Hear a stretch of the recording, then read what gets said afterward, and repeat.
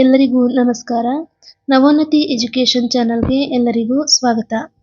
ಇವತ್ತಿನ ಈ ಸೆಷನ್ನಲ್ಲಿ ನಾವು ಶೈಕ್ಷಣಿಕ ಮನೋವಿಜ್ಞಾನಕ್ಕೆ ಸಂಬಂಧಿಸಿದಂತೆ 2019ರ TET ಪೇಪರ್ 2ನಲ್ಲಿ ಇರುವಂತಹ ಒಂದು ಪ್ರಶ್ನೆ ಪತ್ರಿಕೆಯನ್ನು ಸಾಲ್ವ್ ಮಾಡ್ತಾ ಹೋಗೋಣ. ಈ ಒಂದು ಪತ್ರಿಕೆಯಲ್ಲಿ ಶೈಕ್ಷಣಿಕ ಮನೋವಿಜ್ಞಾನದ ಒಟ್ಟು 30 ಪ್ರಶ್ನೆಗಳು ಇರುತ್ತೆ. ಆದರೆ ನಾನು ಈ ಹಿಂದಿನ ಸೆಷನ್ನಲ್ಲಿ 15 ಪ್ರಶ್ನೆಗಳ ವಿಶ್ಲೇಷಣೆಯನ್ನು ಮಾಡಿದ್ದೇನೆ. ಆ ಒಂದು ವಿಡಿಯೋನ ನನ್ನ ಚಾನಲ್ನಲ್ಲಿ ನೀವು ನನ್ನ ಚಾನಲ್ನ ಪ್ಲೇಲಿಸ್ಟ್ನಲ್ಲಿ ನಿಮಗೆ ಸಿಗ್ತಾ ಹೋಗುತ್ತೆ. ನೋಡಿ, ನಂತರ ಈ ವಿಡಿಯೋವನ್ನು ನೋಡೋದ್ರಿಂದ ನಿಮಗೆ ಕಂಟಿನ್ಯೂಟಿ ಸಿಗುತ್ತೆ ಅಂತ ಹೇಳ್ತಾ ಬನ್ನಿ ಈ ಸೆಷನ್ನ 15 ಪ್ರಶ್ನೆಗಳ ವಿಶ್ಲೇಷಣೆಯನ್ನು ಈ ಒಂದು ವಿಡಿಯೋದಲ್ಲಿ ನೋಡ್ತಾ ಹೋಗೋಣ. ಅದಕ್ಕೂ ಮುಂಚೆ ಇನ್ನೂ ಯಾರೆಲ್ಲ ನನ್ನ ಚಾನಲ್ನ ಸಬ್ಸ್ಕ್ರೈಬ್ ಮಾಡಿಲ್ವೋ ಈಗಲೇ ಸಬ್ಸ್ಕ್ರೈಬ್ ಮಾಡಿ, ಲೈಕ್ ಮಾಡಿ, ಶೇರ್ ಮಾಡಿ ಅಂತ ಹೇಳ್ತಾ ಈ ಸೆಷನ್ನ ಮೊದಲನೇ ಪ್ರಶ್ನೆಯನ್ನು ನೋಡೋಣ. ಈ ಒಂದು ಪ್ರಶ್ನೆ 2019ರ ಶೈಕ್ಷಣಿಕ ಮನೋವಿಜ್ಞಾನದಲ್ಲಿನ 76ನೇ ಪ್ರಶ್ನೆ ಆಗಿರುತ್ತೆ. ಸಾಮಾಜಿಕ ಬುದ್ಧಿಶಕ್ತಿ, ಮೂರ್ತ ಬುದ್ಧಿಶಕ್ತಿ ಮತ್ತು ಅಮೂರ್ತ ಬುದ್ಧಿಶಕ್ತಿ ಎಂಬ 3 ವಿಧದ ಬುದ್ಧಿಶಕ್ತಿಗಳಿವೆ ಎಂದು ಹೇಳಿದವರು ಯಾರು? ಆಯ್ಕೆಗಳು ಹೀಗಿವೆ: ಥಾರ್ನ್ಡೈಕ್, ಥರ್ಸ್ಟನ್, ಸ್ಪಿಯರ್ಮನ್ ಮತ್ತು ಥರ್ಮನ್ ರವರು. ಈ ಒಂದು ಪ್ರಶ್ನೆಗೆ ಸರಿಯಾದಂತಹ ಉತ್ತರ ಅಂತ ನೋಡೋದಾದರೆ ಅದು ಆಪ್ಷನ್ ಎ, ಥಾರ್ನ್ಡೈಕ್ ರವರು. ವಿವರಣೆ: E.L. ಥಾರ್ನ್ಡೈಕ್ ರವರು ಬುದ್ಧಿಶಕ್ತಿಯನ್ನು 3 ಪ್ರಮುಖ ವಿಧಗಳಾಗಿ ವರ್ಗೀಕರಿಸಿದ್ದಾರೆ. ಆ ಒಂದು 3 ರೀತಿಯ ಬುದ್ಧಿಶಕ್ತಿಗಳು ಯಾವುದು ಅಂತ ನೋಡೋದಾದರೆ ಅದು ಒಂದು ಅಮೂರ್ತ ಬುದ್ಧಿಶಕ್ತಿ, ಎರಡನೆಯದ್ದು ಮೂರ್ತ ಬುದ್ಧಿಶಕ್ತಿ, ಮೂರನೆಯದ್ದು ಸಾಮಾಜಿಕ ಬುದ್ಧಿಶಕ್ತಿ. ಅಮೂರ್ತ ಬುದ್ಧಿಶಕ್ತಿ ಅಂತ ಹೇಳಿದ್ರೆ ಅಲ್ಲಿ ನಮಗೆ ಪದಗಳು, ಸಂಖ್ಯೆಗಳು ಮತ್ತು ಸಂಕೇತಗಳನ್ನು ಅರ್ಥ ಮಾಡಿಕೊಳ್ಳುವಂತಹ ಮತ್ತು ಅದನ್ನು ಬಳಸುವಂತಹ ಸಾಮರ್ಥ್ಯ ದೊರೆಯುತ್ತೆ. ಇನ್ನು ಮೂರ್ತ ಅಥವಾ ಯಾಂತ್ರಿಕ ಬುದ್ಧಿಶಕ್ತಿ ಅಂತ ನೋಡೋದಾದರೆ ಅಲ್ಲಿ ಉಪಕರಣಗಳು, ಯಂತ್ರಗಳು ಮತ್ತು ವಸ್ತುಗಳನ್ನು ನಿರ್ವಹಿಸುವ ಒಂದು ಸಾಮರ್ಥ್ಯ ದೊರೆಯುತ್ತೆ. ಇನ್ನು ಮೂರನೆಯದ್ದು ಸಾಮಾಜಿಕ ಬುದ್ಧಿಶಕ್ತಿ. ಇಲ್ಲಿ ಇತರ ಮಾನವರನ್ನು ಅರ್ಥ ಮಾಡಿಕೊಂಡು ಅವರೊಂದಿಗೆ ಉತ್ತಮವಾಗಿ ವ್ಯವಹರಿಸುವ ಸಾಮರ್ಥ್ಯ ಬೆಳವಣಿಗೆ ಆಗುತ್ತೆ ಅಂತ ಹೇಳಿ E.L. ಥಾರ್ನ್ಡೈಕ್ ರವರು ಹೇಳಿದ್ದಾರೆ. ನೋಡೋಣ ಮುಂದಿನ ಪ್ರಶ್ನೆಯನ್ನು. 77ನೇ ಪ್ರಶ್ನೆ. ಬುದ್ಧಿಮಂಥನ ತಂತ್ರವನ್ನು ಉಪಯೋಗಿಸಿ ಇದನ್ನು ವೃದ್ಧಿಸಬಹುದು. ಆಯ್ಕೆಗಳು ಹೀಗಿವೆ: ಎ, ಬುದ್ಧಿಶಕ್ತಿ, ಬಿ, ವ್ಯಕ್ತಿತ್ವ, ಸಿ, ಸೃಜನಶೀಲತೆ ಮತ್ತು ಡಿ, ಅಭಿಕ್ಷಮತೆ. ಇದಕ್ಕೆ ಸರಿಯಾದಂತಹ ಉತ್ತರ ಆಯ್ಕೆ ಸಿ, ಸೃಜನಶೀಲತೆ. ವಿವರಣೆಯನ್ನು ನೋಡೋಣ. ಬುದ್ಧಿಮಂಥನ ಅಥವಾ ಬ್ರೈನ್ ಸ್ಟಾರ್ಮಿಂಗ್ ತಂತ್ರವನ್ನು ಅಲೆಕ್ಸ್ ಎಫ್ ಹೋಸ್ಟಾರ್ನ್ ಅವರು ವೃದ್ಧಿಪಡಿಸಿದರು. ಈ ವಿಧಾನದಲ್ಲಿ ವಿದ್ಯಾರ್ಥಿಗಳಿಗೆ ಒಂದು ಸಮಸ್ಯೆಯನ್ನು ನೀಡಿ ಅದಕ್ಕೆ ಯಾವುದೇ ನಿರ್ಬಂಧವಿಲ್ಲದೆ ಮುಕ್ತವಾಗಿ ಹೊಸ ಆಲೋಚನೆಗಳನ್ನು ಅಥವಾ ಪರಿಹಾರಗಳನ್ನು ನೀಡಲು ಪ್ರೋತ್ಸಾಹಿಸಲಾಗುತ್ತದೆ. ಇದು ಮಕ್ಕಳಲ್ಲಿ ವೈವಿಧ್ಯಮಯ ಚಿಂತನೆ ಮತ್ತು ಸೃಜನಶೀಲತೆಯನ್ನು ಹೆಚ್ಚಿಸಲು ಅತ್ಯಂತ ಪರಿಣಾಮಕಾರಿಯಾಗಿದೆ. ಸೃಜನಶೀಲತೆಯನ್ನು ಹೆಚ್ಚಿಸಲು ಇರುವಂತಹ ತಂತ್ರಗಳಲ್ಲಿ ಈ ಬುದ್ಧಿಮಂಥನ ಅನ್ನೋ ಒಂದು ತಂತ್ರ ಅತ್ಯುತ್ತಮ ಒಂದು ತಂತ್ರವಾಗಿದೆ. ಇದನ್ನು ನಾವು ಮೆದುಳನ್ನು ಕಾರ್ಯಪಟುತ್ವಗೊಳಿಸುವ ತಂತ್ರ ಅಂತ ಹೇಳಿ ಕಲ್ತಿದ್ವಿ. ಅದನ್ನೇ ಈ ಪರೀಕ್ಷೆಯಲ್ಲಿ ಟ್ವಿಸ್ಟ್ ಮಾಡಿ ಬುದ್ಧಿಮಂಥನ ತಂತ್ರ ಅಂತ ಹೇಳಿ ಕೊಟ್ಟಿದ್ದಾರೆ. ಈ ಬುದ್ಧಿಮಂಥನ ತಂತ್ರ ಮತ್ತು ಮೆದುಳನ್ನು ಕಾರ್ಯಪಟುತ್ವಗೊಳಿಸುವ ತಂತ್ರ ಈ ಎರಡೂ ಒಂದೇ ಆಗಿರುತ್ತೆ. ಈ ಒಂದು ತಂತ್ರವನ್ನು ಅಭಿವೃದ್ಧಿಪಡಿಸಿದಂತಹ ಮನೋವಿಜ್ಞಾನಿ ಯಾರು ಅಂತ ಕೇಳಿದ್ರೆ ಅದು ಅಲೆಕ್ಸ್ ಹಾಸ್ಬರ್ನ್ ಅವರು. ಆಯಿತಾ, ಅಲೆಕ್ಸ್ ಹಾಸ್ಬರ್ನ್ ಅವರು ಅಭಿವೃದ್ಧಿಪಡಿಸಿದಂತಹ ಈ ಒಂದು ತಂತ್ರ ಮಕ್ಕಳಲ್ಲಿ ಸೃಜನಶೀಲತೆಯನ್ನು ಅಭಿವೃದ್ಧಿಗೊಳಿಸಲಿಕ್ಕೆ ಉತ್ತಮವಾದ ಒಂದು ತಂತ್ರ ಆಗಿರುತ್ತೆ. ಇನ್ನು ಮುಂದಿನ ಪ್ರಶ್ನೆಯನ್ನು ನೋಡೋಣ. 78ನೇ ಪ್ರಶ್ನೆ. ಮಾನವನ ವಿವಿಧ ಬೆಳವಣಿಗೆ ಹಂತಗಳಲ್ಲಿ ಆಗುವ ವಿಕಾಸಾತ್ಮಕ ಕಾರ್ಯಗಳನ್ನು ಪ್ರತಿಪಾದಿಸಿದವರು ಯಾರು? ಆಯ್ಕೆಗಳು ಹೀಗಿವೆ: ಎ, ಪಿಯಾಜೆ, ಬಿ, ಬ್ರೂನರ್, ಸಿ, ಬಂಡೂರಾ ಮತ್ತು ಡಿ, ಹ್ಯಾವಿಂಗ್ ಹರ್ಸ್ಟ್ ರವರು. ಇದಕ್ಕೆ ಸರಿಯಾದಂತಹ ಉತ್ತರ ಆಯ್ಕೆ ಡಿ, ಹ್ಯಾವಿಂಗ್ ಹರ್ಟ್ಸ್ ರವರು. ಇನ್ನು ಇದಕ್ಕೆ ವಿವರಣಾತ್ಮಕ ಉತ್ತರ ನೋಡೋದಾದರೆ ರಾಬರ್ಟ್ ಹ್ಯಾವಿಂಗ್ ಹರ್ಸ್ಟ್ ರವರು ವಿಕಾಸಾತ್ಮಕ ಕಾರ್ಯಗಳು ಎಂಬ ಪರಿಕಲ್ಪನೆಯನ್ನು ನೀಡಿದವರು. ಅವರ ಪ್ರಕಾರ ಒಬ್ಬ ವ್ಯಕ್ತಿ ತನ್ನ ಜೀವನದ ನಿರ್ದಿಷ್ಟ ಹಂತಗಳಲ್ಲಿ ಅಂದರೆ ಬಾಲ್ಯಾವಸ್ಥೆ, ಕಿಶೋರಾವಸ್ಥೆ ಮತ್ತು ಪ್ರೌಢಾವಸ್ಥೆ ಈ ಹಂತಗಳಲ್ಲಿ ಕಲಿಯಬೇಕಾದ ಅಥವಾ ಯಶಸ್ವಿಯಾಗಿ ನಿರ್ವಹಿಸಬೇಕಾದ ಕೆಲವು ಸಾಮಾಜಿಕ ಮತ್ತು ದೈಹಿಕ ಕಾರ್ಯಗಳಿರುತ್ತವೆ. ಇವುಗಳನ್ನು ಪೂರೈಸುವುದರಿಂದ ವ್ಯಕ್ತಿಗೆ ಸಂತೋಷ ಸಿಗುತ್ತದೆ ಮತ್ತು ಮುಂದಿನ ಹಂತದ ವಿಕಾಸ ಸುಲಭವಾಗುತ್ತದೆ ಅಂತ ಹೇಳಿ ಹ್ಯಾವಿಂಗ್ ಹರ್ಸ್ಟ್ ರವರು ಇಲ್ಲಿ ಹೇಳಿದ್ದಾರೆ. ಇಲ್ಲಿ ಏನು ಕ್ವಶನ್ ಆಗಿದೆ, ವಿಕಾಸಾತ್ಮಕ ಕಾರ್ಯಗಳನ್ನು ಪ್ರತಿಪಾದಿಸಿದವರು ಯಾರು ಅಂತ ಹೇಳಿ. ಅದಕ್ಕೆ ಸರಿಯಾದಂತಹ ಉತ್ತರ ಹ್ಯಾವಿಂಗ್ ಹರ್ಸ್ಟ್ ರವರು. ಓಕೆನಾ, ಇದು ಹಲವಾರು ಬಾರಿ TET-ನಲ್ಲಿ ಕೇಳಿರುವಂತಹ ಪ್ರಶ್ನೆ ಆಗಿರುತ್ತೆ. ಹಾಗಾಗಿ ಇದೊಂದು ಇಂಪಾರ್ಟೆಂಟ್ ಪ್ರಶ್ನೆ ಆಗಿರೋದ್ರಿಂದ ಇದರ ಬಗ್ಗೆ ಹೆಚ್ಚಾಗಿ ತಿಳ್ಕೋಬೇಕಾಗುತ್ತೆ. 79ನೇ ಪ್ರಶ್ನೆ, ಒಂದು ಪರೀಕ್ಷೆಯು ಯಾವುದನ್ನು ಅಳತೆ ಮಾಡಬೇಕೋ ಅದನ್ನು ಅಳತೆ ಮಾಡಿದರೆ ಆ ಪರೀಕ್ಷೆಯು ಡ್ಯಾಶ್. ಇದಕ್ಕೆ ಆಯ್ಕೆಗಳು ಹೀಗಿವೆ: ಎ ಸಮಂಜಸವಾಗಿದೆ, ಬಿ ವಿಶ್ವಾಸಾರ್ಹವಾಗಿದೆ, ಸಿ ವಸ್ತುನಿಷ್ಠತೆಯುಳ್ಳದ್ದಾಗಿದೆ, ಡಿ ಪ್ರಾಯೋಗಿಕವಾಗಿದೆ. ಈ ಒಂದು ಪ್ರಶ್ನೆ ಮೌಲ್ಯಮಾಪನಕ್ಕೆ ಸಂಬಂಧಪಟ್ಟಂತಹ ಪ್ರಶ್ನೆ. ಈ ಒಂದು ಪ್ರಶ್ನೆಗೆ ಉತ್ತರವನ್ನು ಹೇಳುವಾಗ ಎರಡು ಆಯ್ಕೆಗಳು ತುಂಬ ಕನ್ಫ್ಯೂಸ್ ಮಾಡ್ತಾ ಇರುತ್ತೆ. ಯಾವುದು ಅಂತ ಹೇಳಿದ್ರೆ ಅದು ಸಮಂಜಸವಾಗಿದೆ ಮತ್ತು ವಿಶ್ವಾಸಾರ್ಹವಾಗಿದೆ ಅಂತ. ಆದರೆ ಈ ಒಂದು ಪ್ರಶ್ನೆಗೆ ಸರಿಯಾದಂತಹ ಉತ್ತರ ಸಮಂಜಸವಾಗಿದೆ ಅಂತ ಹೇಳಿ. ಇನ್ನು ವಿವರಣೆಯನ್ನು ನೋಡೋಣ. ಮೌಲ್ಯಮಾಪನ ಸಾಧನವೊಂದರ ಅತ್ಯಂತ ಪ್ರಮುಖ ಲಕ್ಷಣವೆಂದರೆ ಸಮಂಜಸತೆ. ಒಂದು ಪರೀಕ್ಷೆಯನ್ನು ಯಾವ ನಿರ್ದಿಷ್ಟ ಉದ್ದೇಶಕ್ಕಾಗಿ ಅಥವಾ ಸಾಮರ್ಥ್ಯವನ್ನು ಅಳತೆ ಮಾಡಲು ಸಿದ್ಧಪಡಿಸಲಾಗಿದೆಯೋ ಅದನ್ನೇ ನಿಖರವಾಗಿ ಅಳತೆ ಮಾಡಿದರೆ ಅದನ್ನು ಸಮಂಜಸವಾದ ಪರೀಕ್ಷೆ ಎನ್ನಲಾಗುತ್ತದೆ. ಉದಾಹರಣೆಗೆ, ಗಣಿತ ಸಾಮರ್ಥ್ಯ ಅಳೆಯಲು ಸಿದ್ಧಪಡಿಸಿದ ಪರೀಕ್ಷೆಯು ಕೇವಲ ಗಣಿತವನ್ನೇ ಅಳೆಯಬೇಕೇ ಹೊರತು ಭಾಷಾ ಜ್ಞಾನವನ್ನಲ್ಲ. ಅಂದರೆ ಇಲ್ಲಿ ನಾವು ಯಾವ ಒಂದು ವಿಷಯವನ್ನು, ಯಾವ ಒಂದು ಅಂಶವನ್ನು ಮೌಲ್ಯಮಾಪನ ಮಾಡಬೇಕು ಅಂತ ಒಂದು ಪ್ರಶ್ನೆ ಪತ್ರಿಕೆಯನ್ನು, ಒಂದು ಪರೀಕ್ಷೆಯನ್ನು ನಡೆಸ್ತೀವೋ ಅದೇ ಒಂದು ವಿಷಯವನ್ನು ಅಳತೆ ಮಾಡಿದ್ರೆ ಮಾತ್ರ ಅದನ್ನು ಏನಂತ ಹೇಳ್ತೀವಿ, ಸಮಂಜಸವಾಗಿದೆ ಅಂತ ಹೇಳ್ತೀವಿ. ಇಲ್ಲಿ ಯಾವುದನ್ನು ಅಳೆಯಬೇಕೋ ಅದನ್ನೇ ಅಳೆದರೆ ಅದು ಸಮಂಜಸತೆ. ಯಾವಾಗ ಅಳೆದರೂ ಒಂದೇ ಫಲಿತಾಂಶವನ್ನು ನೀಡಿದರೆ ಅದನ್ನು ವಿಶ್ವಾಸಾರ್ಹತೆ ಅಂತ ಹೇಳಿ ಕರಿತಾ ಹೋಗ್ತೀವಿ. ಈ ಎರಡು ಪಾಯಿಂಟ್ಗಳನ್ನು ನೀವು ನೆನಪಲ್ಲಿ ಇಟ್ಕೊಳ್ಳಿ. ಏನದು ಅಂತ ಹೇಳಿದ್ರೆ, ಯಾವುದನ್ನು ಅಳೆಯಬೇಕೋ ಅದನ್ನೇ ಅಳೆದರೆ ಸಮಂಜಸತೆ, ಯಾವಾಗ ಅಳೆದರೂ ಒಂದೇ ಫಲಿತಾಂಶವನ್ನು ನೀಡುವಂತಿದ್ದರೆ ಅದನ್ನು ವಿಶ್ವಾಸಾರ್ಹತೆಯುಳ್ಳಂತಹ ಪರೀಕ್ಷೆ ಅಂತ ಹೇಳಿ ಕರಿತಾ ಹೋಗ್ತಾರೆ. ಇನ್ನು ಮುಂದಿನ ಪ್ರಶ್ನೆಯನ್ನು ನೋಡೋಣ. 80ನೇ ಪ್ರಶ್ನೆ, ವಿಮರ್ಶಾತ್ಮಕ ಚಿಂತನೆಯನ್ನು ಮಕ್ಕಳಲ್ಲಿ ಈ ಮೂಲಕ ಬೆಳೆಸಬಹುದು.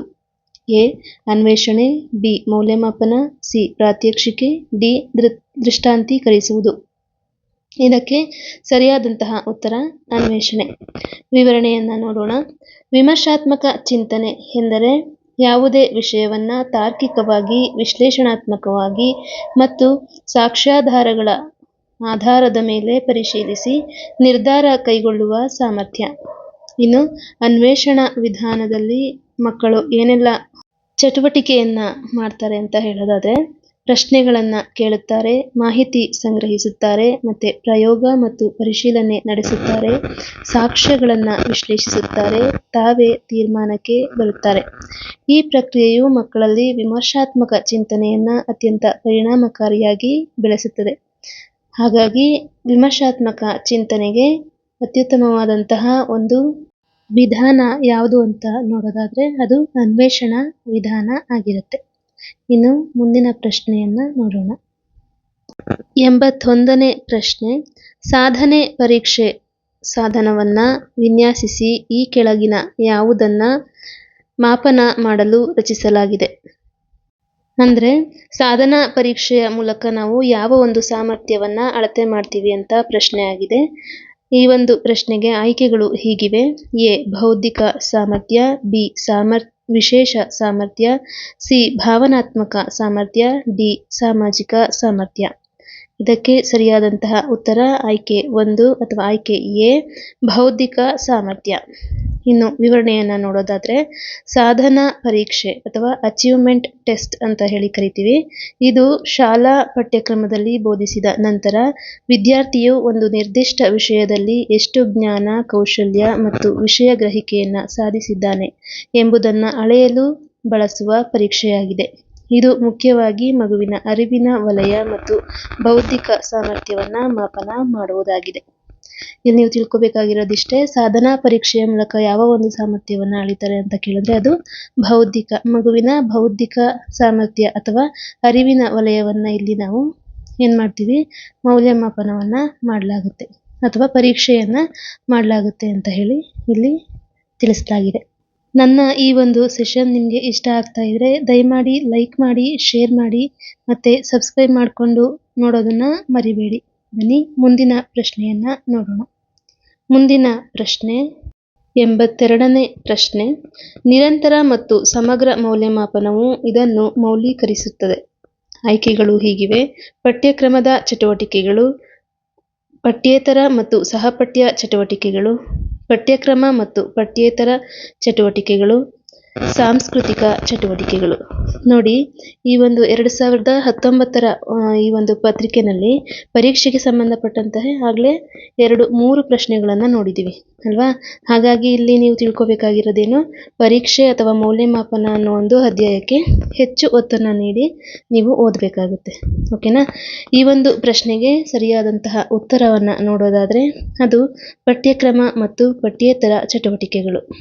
ಇಲ್ಲಿ 2 ಆಯ್ಕೆಗಳು ಸ್ವಲ್ಪ ಕನ್ಫ್ಯೂಸನ್ನ ಮಾಡುವಂತಹ ಸಾಧ್ಯತೆ ಇದೆ.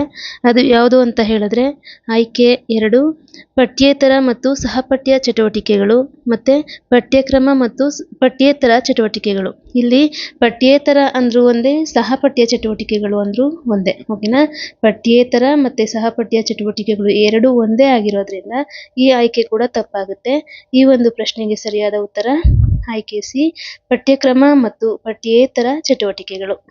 ಅಂದ್ರೆ ಸ್ಕೋಲಾಸ್ಟಿಕ್ ಮತ್ತು ಕೋ ಸ್ಕೋಲಾಸ್ಟಿಕ್ ಆಕ್ಟಿವಿಟೀಸ್. ಇನ್ನು ವಿವರಣೆಯನ್ನ ನೋಡೋದಾದ್ರೆ, ನಿರಂತರ ಮತ್ತು ಸಮಗ್ರ ಮೌಲ್ಯಮಾಪನದ ಅಂದ್ರೆ CCE ಅಂತ ಹೇಳಿ ಕರಿತೀವಲ್ವಾ, ಕಂಟಿನ್ಯೂಯಸ್ ಅಂಡ್ ಕಾಂಪ್ರಹೆನ್ಸಿವ್ ಇವ್ಯಾಲ್ಯೂಯೇಷನ್ ಅಂತ ಹೇಳಿ ಕರಿತೀವಲ್ಲ, ಅದರಲ್ಲಿ ಸಮಗ್ರ ಎಂಬ ಪದದ ಅರ್ಥವೇ ಮಗುವಿನ ವ್ಯಕ್ತಿತ್ವದ ಎಲ್ಲ ಆಯಾಮಗಳನ್ನು ಅಳೆಯುವುದು.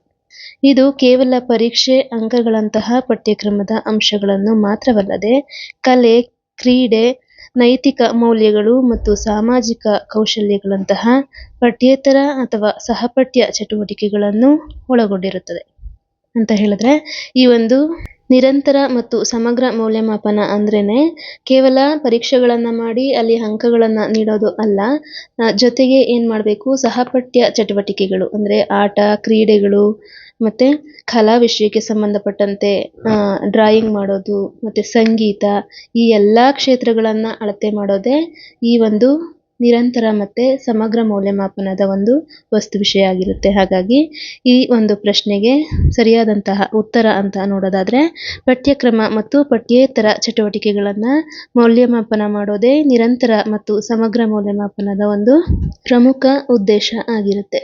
ಇದಿಷ್ಟು ನಿರಂತರ ಮತ್ತು ಸಮಗ್ರ ಮೌಲ್ಯಮಾಪನದ ಒಂದಿಷ್ಟು ಮಾಹಿತಿಯಾಗಿತ್ತು. ಮುಂದಿನ ಪ್ರಶ್ನೆಯನ್ನ ನೋಡೋಣ. ಮುಂದಿನ ಪ್ರಶ್ನೆ 83ನೇ ಪ್ರಶ್ನೆ. ನೈದಾನಿಕ ಪರೀಕ್ಷೆಯ ಈ ಅಂಶವನ್ನ ಗುರುತಿಸಲು ರೂಪಿಸಲಾಗುತ್ತದೆ. ಅಂದ್ರೆ ನೈದಾನಿಕ ಪರೀಕ್ಷೆಯನ್ನ ಯಾವ ಒಂದು ಸಾಮರ್ಥ್ಯವನ್ನು ಅಳತೆ ಮಾಡಲಿಕ್ಕೆ ಅಥವಾ ನ್ಯೂನ್ಯತೆಯನ್ನು ಅಳತೆ ಮಾಡಲಿಕ್ಕೆ ರೂಪಿಸಲಾಗುತ್ತೆ ಅಂತ ಹೇಳಿ ಇಲ್ಲಿ ಪ್ರಶ್ನೆ ಆಗಿದೆ.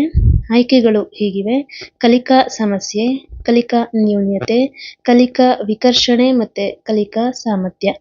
ಈ 4 ಆಯ್ಕೆಗಳಲ್ಲಿ ಈ ಒಂದು ನೈದಾನಿಕ ಪರೀಕ್ಷೆಯ ಅಂಶವನ್ನ ಗುರುತಿಸೋದಕ್ಕೆ ನಾವು ರೂಪಿಸುವಂತಹ ಪರೀಕ್ಷೆ ಯಾವುದು ಅಂತ ಕೇಳಿದ್ರೆ, ಅಥವಾ ರೂಪಿಸುವಂತಹ ಒಂದು ಸಾಮರ್ಥ್ಯ ಅಥವಾ ಗುರುತಿಸುವಂತಹ ಸಾಮರ್ಥ್ಯ ಯಾವುದು ಅಂತ ನೋಡೋದಾದ್ರೆ ಅದು ಕಲಿಕಾ ನ್ಯೂನ್ಯತೆ ಆಗಿರುತ್ತೆ. ಅಥವಾ ಕಲಿಕಾ ಒಂದು ಸನ್ನಿವೇಶದಲ್ಲಿ ಉಂಟಾಗುವಂತಹ ತೊಂದರೆಗಳನ್ನ ಗುರುತಿಸೋದಕ್ಕೆ ನಾವು ನೈದಾನಿಕ ಪರೀಕ್ಷೆಯನ್ನ ನಡೆಸ್ತೀವಿ ಅಲ್ವಾ. ಇನ್ನು ವಿವರಣಾತ್ಮಕ ಉತ್ತರವನ್ನ ನೋಡೋಣ. ನೈದಾನಿಕ ಪರೀಕ್ಷೆ ಅಥವಾ ಡಯಾಗ್ನೋಸ್ಟಿಕ್ ಟೆಸ್ಟ್ ಅಂತ ಹೇಳಿ ಕರಿತೀವಿ.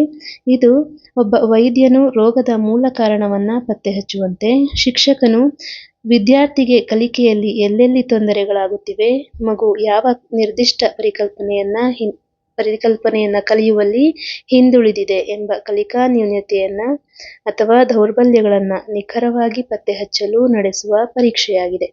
ಇದರ ನಂತರ ಪರಿಹಾರ ಬೋಧನೆ ಅಥವಾ ರೆಮಿಡಿಯಲ್ ಟೀಚಿಂಗ್ ಕೂಡ ನೀಡಲಾಗುತ್ತದೆ.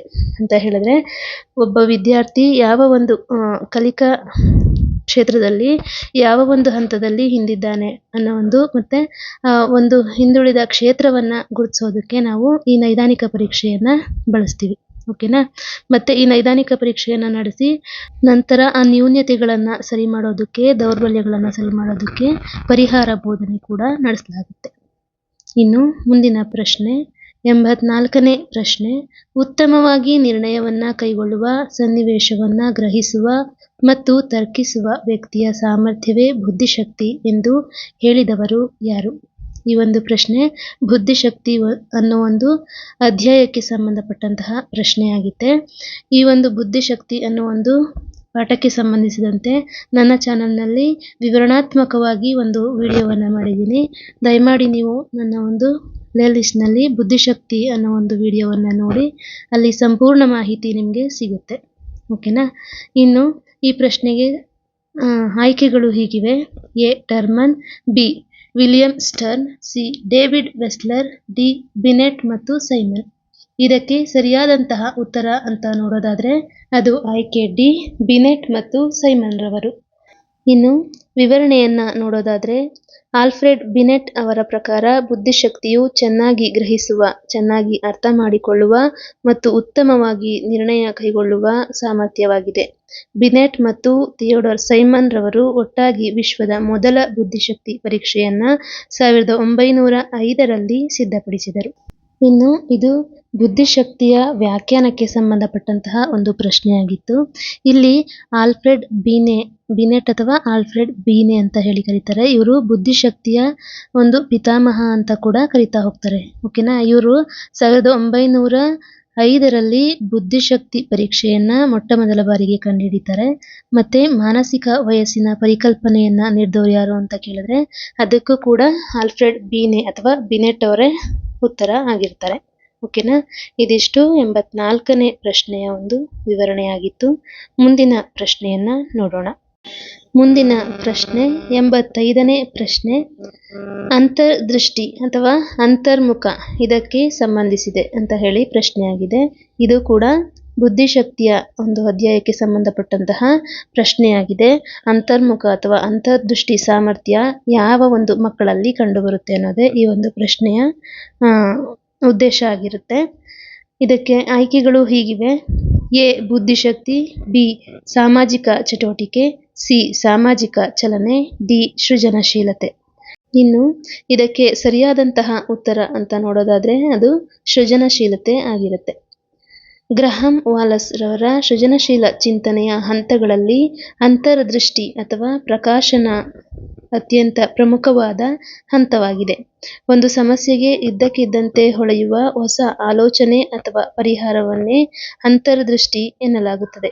ಇದು ನೇರವಾಗಿ ಸೃಜನಶೀಲತೆಗೆ ಸಂಬಂಧಿಸಿದ್ದಾಗಿದೆ. ಅಲ್ಲದೆ ಸೃಜನಶೀಲತೆಯಲ್ಲಿ ಕಂಡುಬರುವಂತಹ ಹಂತಗಳು ಅಥವಾ ಸೃಜನಶೀಲತೆಯ ವಿಕಾಸದ ಹಂತಗಳು ಅಂತ ಹೇಳಿ ಬರುತ್ತೆ. ಅಲ್ಲಿ 4 ಹಂತಗಳನ್ನು ನಾವು ಕಾಣಬಹುದಾಗಿದೆ. ಯಾವುದು ಅದು ಅಂತ ನೋಡೋದಾದ್ರೆ ಸಿದ್ಧತೆಯ ಹಂತ, ಸುಪ್ತತೆಯ ಹಂತ, ಅಂತಃ ಸ್ಫುರಣೆಯ ಹಂತ, ಮತ್ತೆ ಇದನ್ನ ಅಂತರ್ಮುಖ ಅಥವಾ ಅಂತರ್ದೃಷ್ಟಿ ಅಂತ ಕೂಡ ಕರೀತಾ ಹೋಗ್ತಾರೆ 3ನೇ ಹಂತವನ್ನ. 4ನೇದು ಸಮರ್ಥನೆಯ ಅಥವಾ ಪರಿಷ್ಕರಣೆಯ ಹಂತ.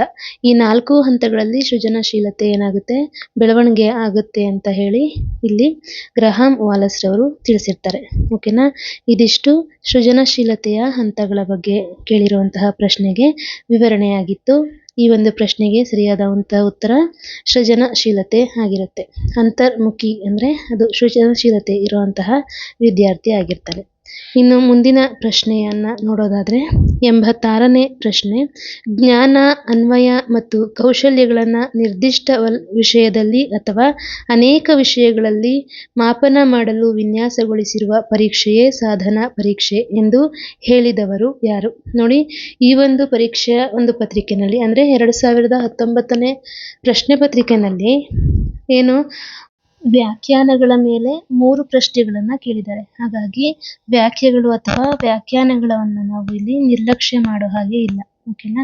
ಇನ್ನು ವಿವರಣೆಯನ್ನ ನೋಡೋದಾದ್ರೆ ಫ್ರಾಂಕ್ ಎನ್ ಫ್ರೀಮ್ಯಾನ್ ಅವರ ಪ್ರಕಾರ ಸಾಧನೆ ಪರೀಕ್ಷೆಯು ಒಬ್ಬ ವ್ಯಕ್ತಿಯು ನಿರ್ದಿಷ್ಟ ಶಾಲಾ ವಿಷಯಗಳಲ್ಲಿ ಅಥವಾ ಜ್ಞಾನದ ಕ್ಷೇತ್ರಗಳಲ್ಲಿ ಎಷ್ಟು ಜ್ಞಾನ, ಗ್ರಹಿಕೆ, ಅನ್ವಯ ಮತ್ತು ಕೌಶಲ್ಯಗಳನ್ನು ಗಳಿಸಿದ್ದಾನೆ ಎಂಬುದನ್ನು ಅಳೆಯುವ ಸಾಧನವಾಗಿದೆ. ಇದೊಂದು ಫ್ರೀಮ್ಯಾನ್ ಅನ್ನೋ ಒಂದು ವಿಜ್ಞಾನಿಯ ಪ್ರಮುಖ ವ್ಯಾಖ್ಯಾನ ಇದಾಗಿರುತ್ತೆ. ಇದು ಸಾಧನಾ ಪರೀಕ್ಷೆಗೆ ಸಂಬಂಧಪಟ್ಟಂತಹ ವ್ಯಾಖ್ಯಾನ ಕೂಡ ಆಗಿರುತ್ತೆ. ಇದಿಷ್ಟು 86ನೇ ಪ್ರಶ್ನೆಗೆ ಸಂಬಂಧಪಟ್ಟಂತಹ ವಿವರಣೆಯಾಗಿತ್ತು. ಮುಂದಿನ ಪ್ರಶ್ನೆಯನ್ನ ನೋಡೋಣ. 87ನೇ ಪ್ರಶ್ನೆ, ಒಬ್ಬ ವ್ಯಕ್ತಿಯು ಬಹುಮಾನಕ್ಕೋಸ್ಕರ ಕಾರ್ಯನಿರ್ವಹಿಸುವನು. ಇದಕ್ಕೆ ಉದಾಹರಣೆಯಾಗಿದೆ. ಅಂದ್ರೆ ಒಬ್ಬ ವ್ಯಕ್ತಿ ಬಹುಮಾನಕ್ಕೋಸ್ಕರ ಕಾರ್ಯ ಮಾಡ್ತಾ ಇದ್ದಾನೆ ಅಂದ್ರೆ ಅದು ಯಾವುದಕ್ಕೆ ಉದಾಹರಣೆಯಾಗಿದೆ ಅಂತ ಈ ಪ್ರಶ್ನೆ ಆಗಿರುತ್ತೆ. ಈ ಪ್ರಶ್ನೆಯ ಒಂದು ಆಯ್ಕೆಗಳು ಈ ರೀತಿ ಇವೆ. ಎ ಸ್ವಯಂ ಅಭಿಪ್ರೇರಣೆ, ಬಿ ಆಂತರಿಕ ಅಭಿಪ್ರೇರಣೆ, ಸಿ ಬಾಹ್ಯ ಅಭಿಪ್ರೇರಣೆ, ಇಲ್ಲಿ ಅಭಿಪ್ರಾಯ ಆಗಿದೆ, ಡಿ ಸಾಧನಾ ಅಭಿಪ್ರೇರಣೆ. ಇದಕ್ಕೆ ಸರಿಯಾದಂತಹ ಉತ್ತರ ಆಯ್ಕೆ ಸಿ ಬಾಹ್ಯ ಅಭಿಪ್ರೇರಣೆ. ಓಕೆನಾ? ಇದಕ್ಕೆ ವಿವರಣೆಯನ್ನ ನೋಡೋಣ. ಒಂದು ಕೆಲಸವನ್ನು ಸ್ವಂತ ಸಂತೋಷಕ್ಕಾಗಿ ಮಾಡದೆ ಅಂಕಗಳು, ಬಹುಮಾನಗಳು, ಹಣ, ಹೊಗಳಿಕೆ ಮತ್ತು ಶಿಕ್ಷೆಯಿಂದ ತಪ್ಪಿಸಿಕೊಳ್ಳುವಂತಹ ಬಾಹ್ಯ ಅಂಶಗಳಿಗಾಗಿ ಮಾಡಿದರೆ ಅದನ್ನ ಬಾಹ್ಯ ಅಭಿಪ್ರೇರಣೆ ಎನ್ನಲಾಗುತ್ತದೆ. ಇಲ್ಲಿ ವ್ಯಕ್ತಿ ಬಹುಮಾನ ಎಂಬ ಬಾಹ್ಯ ಲಾಭಕ್ಕಾಗಿ ಕೆಲಸ ಮಾಡುತ್ತಿರುತ್ತಾನೆ. ಹಾಗಾಗಿ ಇದನ್ನ ಬಾಹ್ಯ ಅಭಿಪ್ರೇರಣೆ ಅಂತ ಹೇಳಿ ಕರಿತಾ ಹೋಗ್ತಾರೆ. ತನ್ನ ಒಂದು ಸ್ವಂತಕ್ಕಲ್ದನೆ ಬೇರೆಯವರ ಮೆಚ್ಚುಗೆಗಾಗಿ, ಬೇರೆಯವ್ರನ್ನ ಮೆಚ್ಚಿಸ್ಬೇಕು ಅನ್ನೋ ಒಂದು ವಿಷಯಕ್ಕಾಗಿ ಅವನೇನ್ ಮಾಡ್ತಿರ್ತಾನೆ, ಇಲ್ಲಿ ಕೆಲಸವನ್ನ ಮಾಡ್ತಿರ್ತಾನೆ. ಹಾಗಾಗಿ ಇದಕ್ಕೆ ಬಾಹ್ಯ ಅಭಿಪ್ರೇರಣೆ ಅಂತ ಹೇಳಬಹುದಾಗಿದೆ. ಇನ್ನು ಮುಂದಿನ ಪ್ರಶ್ನೆಯನ್ನ ನೋಡೋಣ. 88ನೇ ಪ್ರಶ್ನೆ, ಕಲಿಕೆಯ ಮೇಲೆ ಪ್ರಭಾವ ಬೀರುವ ಪ್ರಮುಖವಾದ ಸಾಮಾಜಿಕ ಅಂಶ ಯಾವುದು? ಈ ಪ್ರಶ್ನೆಯ ಆಯ್ಕೆಗಳು ಹೀಗಿವೆ. ಎ ಶಾಲೆಯ ಪರಿಸರ, ಬಿ ಗೃಹ ಪರಿಸರ, ಸಿ ಶಾಲೆ ಮತ್ತು ಗೃಹ ಪರಿಸರ, ಡಿ ಶಾಲೆ ಮತ್ತು ಮಾಧ್ಯಮ. ಇಲ್ಲಿ ಕೊಟ್ಟಿರುವಂತಹ 4 ಅಂಶಗಳು ವಿದ್ಯಾರ್ಥಿಯ ಕಲಿಕೆಯ ಮೇಲೆ ಪ್ರಭಾವ ಬೀರುವಂತಹ ಅಂಶಗಳೇ ಆಗಿರುತ್ತೆ. ಆದ್ರೆ ಇಲ್ಲಿ ತುಂಬಾ ಹತ್ತಿರವಾದಂತಹ ಒಂದು ಉತ್ತರವನ್ನ ನಾವು ಆಯ್ಕೆ ಮಾಡಬೇಕಾಗತ್ತೆ. ಹಾಗಾಗಿ ಈ ಒಂದು ಪ್ರಶ್ನೆಗೆ ಉತ್ತರ ಶಾಲೆ ಮತ್ತು ಗೃಹ ಪರಿಸರ. ಇನ್ನು ವಿವರಣೆಯನ್ನ ನೋಡೋದಾದ್ರೆ, ಮಗುವಿನ ಸಾಮಾಜಿಕ ಬೆಳವಣಿಗೆ ಮತ್ತು ಕಲಿಕೆಯ ಮೇಲೆ ಪ್ರಭಾವ ಬೀರುವ 2 ಅತ್ಯಂತ ಪ್ರಮುಖ ಸಾಮಾಜಿಕ ಸಂಸ್ಥೆಗಳು ಅಂತ ಹೇಳೋದಾದ್ರೆ ಅದು ಮನೆ ಮತ್ತೆ ಶಾಲೆ. ಗೃಹ ಪರಿಸರವು ಮಗುವಿಗೆ ಪ್ರಾಥಮಿಕ ಸಾಮಾಜೀಕರಣವನ್ನ ನೀಡಿದರೆ, ಶಾಲಾ ಪರಿಸರವು ದ್ವಿತೀಯಕ ಸಾಮಾಜೀಕರಣ ಮತ್ತು ಔಪಚಾರಿಕ ಕಲಿಕೆಯನ್ನ ನೀಡುತ್ತೆ. ಹಾಗಾಗಿ ಕಲಿಕೆಯ ಮೇಲೆ ಪ್ರಭಾವ ಬೀರುವಂತಹ ಪ್ರಮುಖ ಅಂಶಗಳು ಅಂತ ಕೊಟ್ಟಾಗ ಇಲ್ಲಿ ಶಾಲೆ ಮತ್ತೆ ಗೃಹ ಅಥವಾ ಮನೆಯನ್ನ ಅಥವಾ ಕುಟುಂಬವನ್ನ ನಾವು ಆಯ್ಕೆ ಮಾಡಬೇಕಾಗುತ್ತೆ. ಓಕೆನಾ? ಇದಿಷ್ಟು 88ನೇ ಪ್ರಶ್ನೆಯಾಗಿತ್ತು. 89ನೇ ಪ್ರಶ್ನೆ, ಹಿಂದಿನ ಕಲಿಕೆಯು ಹೊಸ ಕಲಿಕೆಗೆ ಅನುಕೂಲಿಸುವುದಾದರೆ ಆ ಕಲಿಕೆಯು ಡ್ಯಾಶ್. ಆಯ್ಕೆಗಳು ಹೀಗಿವೆ. ಎ ಧನಾತ್ಮಕ ಕಲಿಕಾ ವರ್ಗಾವಣೆ, ಬಿ ಋಣಾತ್ಮಕ ಕಲಿಕಾ ವರ್ಗಾವಣೆ, ಸಿ ಪಾರ್ಶ್ವ ಕಲಿಕಾ ವರ್ಗಾವಣೆ, ಡಿ ಶೂನ್ಯ ಕಲಿಕಾ ವರ್ಗಾವಣೆ. ಈ ಒಂದು ಪ್ರಶ್ನೆಯು ಕೂಡ ಕಲಿಕೆ ಅನ್ನೋ ಒಂದು ಪಾಠಕ್ಕೆ ಸಂಬಂಧಪಟ್ಟಂತಹದ್ದಾಗಿದೆ. ಇಲ್ಲಿ ಕಲಿಕಾ ವರ್ಗಾವಣೆಯ ಮೇಲೆ ಆಗಿರುವಂತಹ ಪ್ರಶ್ನೆ ಇದಾಗಿದ್ದು, ಈ ಒಂದು ಪ್ರಶ್ನೆಗೆ ಸರಿಯಾದಂತಹ ಉತ್ತರ ಆಯ್ಕೆ ಎ ಧನಾತ್ಮಕ ಕಲಿಕಾ ವರ್ಗಾವಣೆ, ಪಾಸಿಟಿವ್ ಟ್ರಾನ್ಸ್ಫರ್ ಆಫ್ ಲರ್ನಿಂಗ್. ಇನ್ನು ವಿವರಣೆಯನ್ನ ನೋಡೋದಾದ್ರೆ, ಒಂದು ಸನ್ನಿವೇಶದಲ್ಲಿ ನಾವು ಕಲಿತ ಜ್ಞಾನ ಅಥವಾ ಕೌಶಲ್ಯವು ಮತ್ತೊಂದು ಹೊಸ ವಿಷಯವನ್ನ ಕಲಿಯಲು ಸಹಾಯ ಮಾಡಿದರೆ ಅಥವಾ ಅನುಕೂಲ ಮಾಡಿಕೊಟ್ಟರೆ ಅದನ್ನ ಧನಾತ್ಮಕ ಕಲಿಕಾ ವರ್ಗಾವಣೆ ಎನ್ನಲಾಗುತ್ತದೆ. ಉದಾಹರಣೆಗೆ, ಬೈಸಿಕಲ್ ಓಡಿಸಲು ಬರುವವನಿಗೆ ಸ್ಕೂಟರ್ ಓಡಿಸುವುದು ಸುಲಭವಾಗುವುದು ಅಂತ ಹೇಳಿದ್ರೆ, ನಾವು ಕಲಿತಂತಹ ಯಾವುದೋ ಒಂದು ವಿಷಯ ಇನ್ನೊಂದು ಕಲಿಕೆಯನ್ನ ಕಲಿಯಕ್ಕೆ ಪ್ರಾರಂಭ ಮಾಡಿದಾಗ ಅದಕ್ಕೆ ಸಹಾಯವನ್ನ ಮಾಡಿದ್ರೆ ಅದನ್ನ ನಾವು ಧನಾತ್ಮಕ ಕಲಿಕಾ ವರ್ಗಾವಣೆ ಅಂತ ಹೇಳಿ ಕರಿತೀವಿ. ಓಕೆನಾ? ಇನ್ನು ಮುಂದಿನ ಪ್ರಶ್ನೆ 90ನೇ ಪ್ರಶ್ನೆ, ಈ ಸೆಷನ್ನ ಕೊನೆಯ ಪ್ರಶ್ನೆಯಾಗಿರುತ್ತೆ. ನೋಡೋಣ. ಸಂಖ್ಯೆ, ಅಕ್ಷರಗಳು, ಪದಗಳು ಮತ್ತು ಹೆಸರುಗಳನ್ನ ಒಮ್ಮೆಗೆ ಮಾತ್ರ ನೆನಪಿನಲ್ಲಿಡುವ ಮಿತ ಸಾಮರ್ಥ್ಯವೇ ಡ್ಯಾಶ್. ಓಕೆನಾ? ಇದು ಒಂದು ಸ್ಮೃತಿಗೆ ಸಂಬಂಧಪಟ್ಟಂತಹ ಒಂದು ಪ್ರಶ್ನೆಯಾಗಿರುತ್ತೆ. ಆಯ್ಕೆಗಳು ಹೀಗಿವೆ: ಅಲ್ಪ ಕಾಲದ ಸ್ಮೃತಿ, ದೀರ್ಘಕಾಲದ ಸ್ಮೃತಿ, ಇಂದ್ರಿಯ ಸ್ಮೃತಿ ಮತ್ತು ಕಾರ್ಯನಿರ್ವಹಿಸುವ ಸ್ಮೃತಿ. ಇನ್ನು ಈ ಪ್ರಶ್ನೆಗೆ ವಿವರಣೆಯನ್ನ ನೋಡೋದಾದ್ರೆ, ಅಲ್ಪ ಕಾಲದ ಸ್ಮೃತಿಯು ತೀರಾ ಮಿತವಾದ ಸಾಮರ್ಥ್ಯವನ್ನ ಹೊಂದಿರುತ್ತದೆ. ಇದು ಮಾಹಿತಿಯನ್ನ ಕೇವಲ 20 ರಿಂದ 30 ಸೆಕೆಂಡುಗಳ ಕಾಲ ಮಾತ್ರ ನೆನಪಿನಲ್ಲಿಟ್ಟುಕೊಳ್ಳಬಲ್ಲದು. ಒಮ್ಮೆ ನೋಡಿದ ತಕ್ಷಣ ನೆನಪಿಸಿಕೊಳ್ಳುವ ಸಾಮರ್ಥ್ಯ ಇದಾಗಿರುತ್ತದೆ. ಹಾಗಾಗಿ ಇದಕ್ಕೆ ಅಲ್ಪ ಕಾಲದ ಸ್ಮೃತಿ ಅಂತ ಹೇಳಿ ಕರಿತಾ ಹೋಗ್ತೀವಿ. ಇನ್ನು ಇದಿಷ್ಟು ಇವತ್ತಿನ ಒಂದು ಸೆಷನ್ ಆಗಿತ್ತು. ಶೈಕ್ಷಣಿಕ ಮನೋವಿಜ್ಞಾನಕ್ಕೆ ಸಂಬಂಧಪಟ್ಟಂತಹ ಒಂದು ಪ್ರಶ್ನೆ ಪತ್ರಿಕೆ 2019ರ ಪ್ರಶ್ನೆ ಪತ್ರಿಕೆ ಇದಾಗಿತ್ತು. ಇಲ್ಲಿ 30 ಪ್ರಶ್ನೆಗಳು ಇದ್ದವು. ನಾವು ಇದನ್ನ 2 ಪಾರ್ಟ್ ಆಗಿ ಮಾಡಿಕೊಂಡು 2 ವಿಡಿಯೋಗಳನ್ನ ಮಾಡಿದ್ದೇನೆ. ಆ 2 ವಿಡಿಯೋಗಳನ್ನ ವೀಕ್ಷಿಸುವುದರ ಮೂಲಕ ನೀವು ಇಡೀ ಪ್ರಶ್ನೆ ಪತ್ರಿಕೆಯ ಒಂದು ವಿಶ್ಲೇಷಣೆಯನ್ನ ಸಂಪೂರ್ಣವಾಗಿ ನೋಡಬಹುದಾಗಿದೆ. ಓಕೆನಾ? ಇದಿಷ್ಟು ಇವತ್ತಿನ ಒಂದು ಸೆಷನ್ ಆಗಿತ್ತು. ಈ ಸೆಷನ್ ನಿಮಗೆ ಇಷ್ಟ ಆಗಿದ್ರೆ ದಯಮಾಡಿ ನನ್ನ ಚಾನೆಲ್ ಅನ್ನ ಸಬ್ಸ್ಕ್ರೈಬ್ ಮಾಡ್ಕೊಳ್ಳಿ. ಇನ್ನು ಹೆಚ್ಚು ನಿಮ್ಮ ಸ್ನೇಹಿತರಿಗೆ ಶೇರ್ ಮಾಡಿ, ಲೈಕ್ ಮಾಡಿ. ನೀವು ಲೈಕ್ ಮಾಡೋದ್ರ ಮೂಲಕ ನನ್ನ ಒಂದು ವಿಡಿಯೋ ಹೆಚ್ಚು ಜನರಿಗೆ ಶೋ ಆಗುತ್ತೆ. ಅಷ್ಟು ಬಿಟ್ರೆ ಇನ್ನೇನಿಲ್ಲ. ಸೊ ಏನ್ ಮಾಡಿ, ನನ್ನ ಚಾನೆಲ್ ಅನ್ನ ಸಬ್ಸ್ಕ್ರೈಬ್ ಮಾಡಿಕೊಂಡು ಲೈಕ್ ಮಾಡಿ, ಶೇರ್ ಮಾಡಿ ಅಂತ ಹೇಳ್ತಾ ಇವತ್ತಿನ ಈ ಒಂದು ಸಂಚಿಕೆಯನ್ನ ಇಲ್ಲಿಗೆ ಎಂಡ್ ಮಾಡ್ತಾ ಇದ್ದೀನಿ. ಎಲ್ಲರಿಗೂ ಧನ್ಯವಾದಗಳು.